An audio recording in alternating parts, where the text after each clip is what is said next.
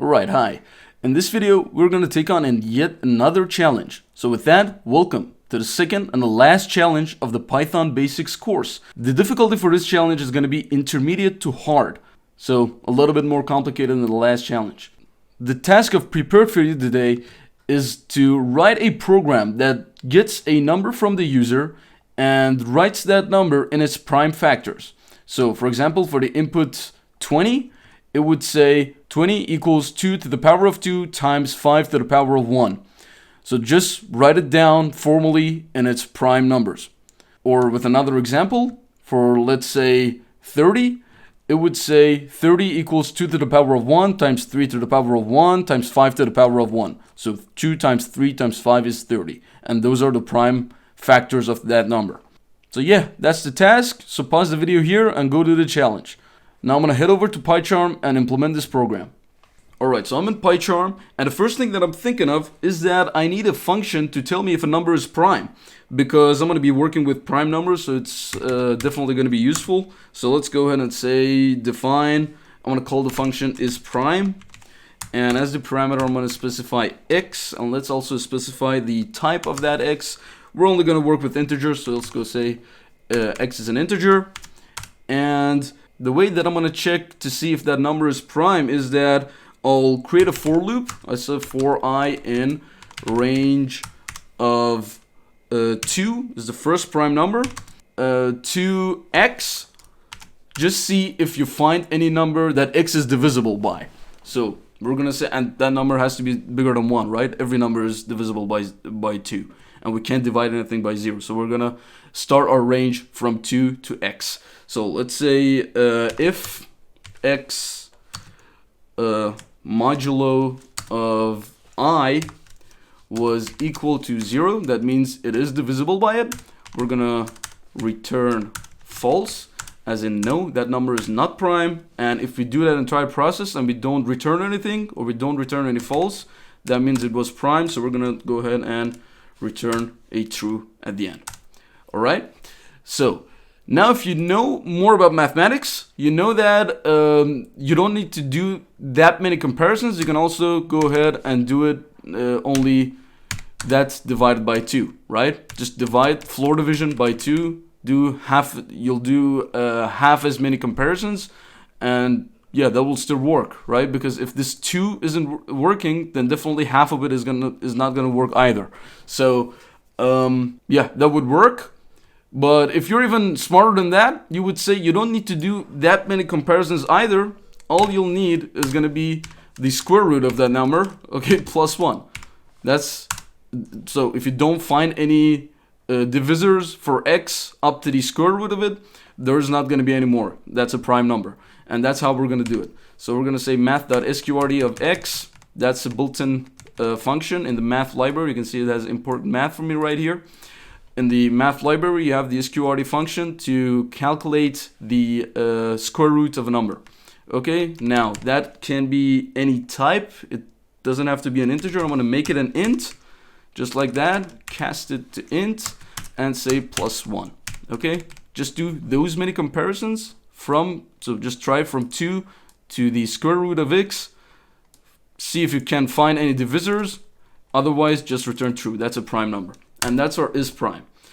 And the next function that I'll need for my algorithm to factorize a number is going to be a function that will give me the next prime number after a given number. Okay, I'm going to call it next prime of x. And it should return the smallest, bigger number than x that is prime. Okay, so let's go ahead and do that. We're going to start by x plus 1. I'm going to use that x parameter only. I'm not going to make another variable.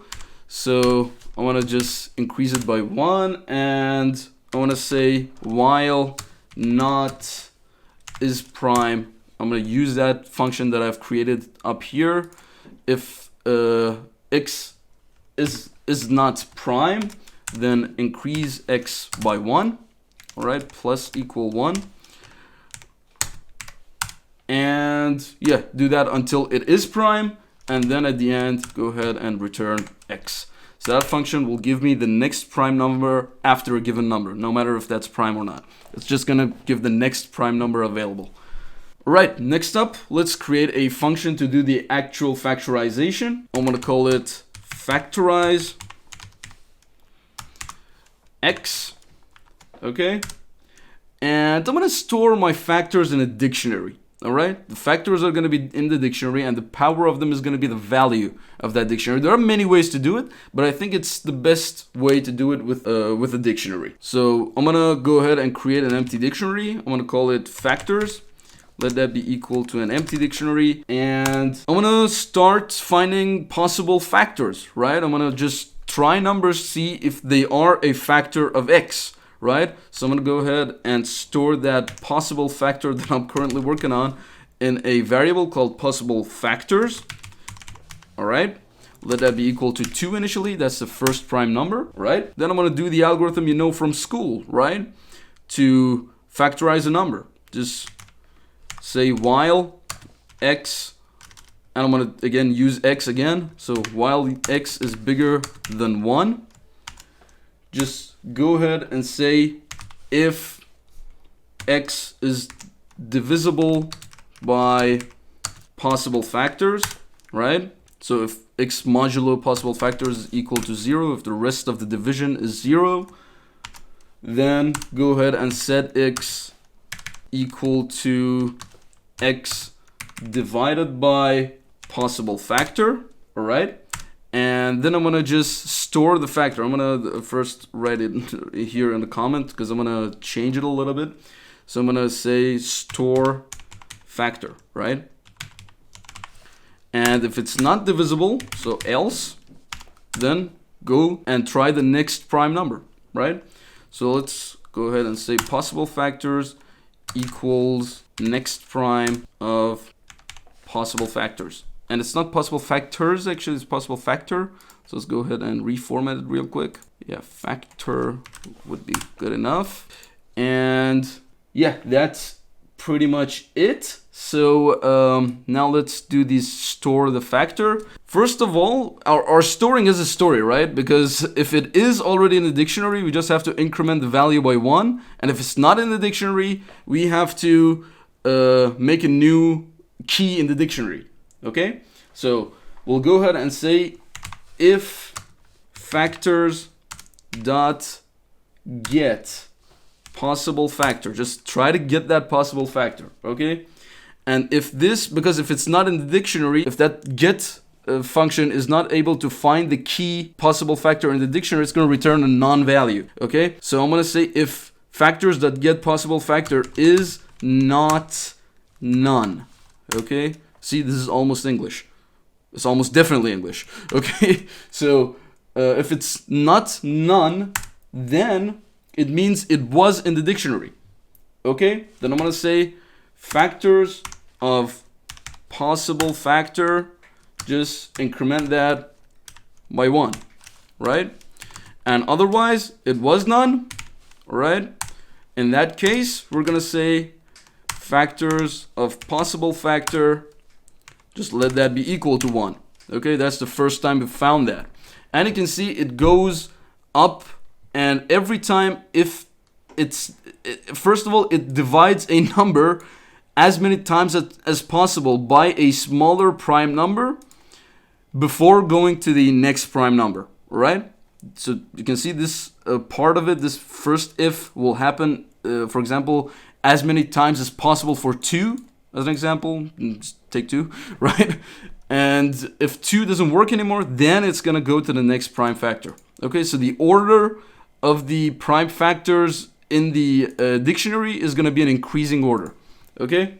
And at the end, I'm gonna go ahead and say, yeah, after all of that process, after you're done, go ahead and return factors, okay? So let's check it out and see if it works. For that, let's go ahead and say print factorize of a number, let's say 20, right? Let's try that. And it doesn't work. It is because of some reason resulted in an infinite loop. So let's find and let's check everything to see if we're all right. Let me see. Let's oh yeah, we have an equal plus. That's not what we want. We need the plus equal. All right, so let's try it again. And there you go. That was actually the problem. And you can see 2 has happened 2 times and 5 has happened 1 time. And you can see 2 to the power of 2, that's 4. 4 times 5 is 20, and that is correct. It is working. The algorithm is correct. So as the next function, let's go ahead and write a function to print all of that information that we get in a prettier manner. Right? Let's just make it prettier. So let's create a function, call it print factors of x. And what we're gonna do is that we're gonna go ahead and create a string, as always when we're creating a new string, right? Just to put it out for a print function. Let's create a string, and this is gonna be actually the string of x, because x is a number, plus the equal sign, okay, with 2 spaces on the sides. All right, and then we're going to factorize our number x. So I'm gonna go ahead and say factors equals factorize x, and that's a dictionary. And then I'm gonna iterate over the dictionary. I'm gonna say for key and value in factors dot items. Go ahead and say out, right? My output string plus equal the string of the key. All right, so that's always key to the power of value, right? Plus this power sign, and plus the string of the value. All right, and then that plus the entire thing plus that sign, that star. All right, and we're going to then print it. Okay, so let's go ahead and print out, right? And that's our function. So let's go ahead and call it. Say print factors, no, not print factors of 20, for example. And as you can see, it is working. It just has how many? 1, 2, 3 characters too much, and we need to delete those. So let's go ahead and say output from index 0 to the index length of out, however long it is, -3. Okay, just remove the last 3 characters from the end. Okay, and as you can see, it is working perfectly. And let's try it for another number. Let's say, for example, 30. And as you can see, it does exactly what we want. 2 times 3 times 5, that's 6 times 5, and that's 30. Let's go ahead and try a 40, and that's okay. Let's go ahead and try a bigger number. For example, 2,491. That's 2 prime factors, I guess.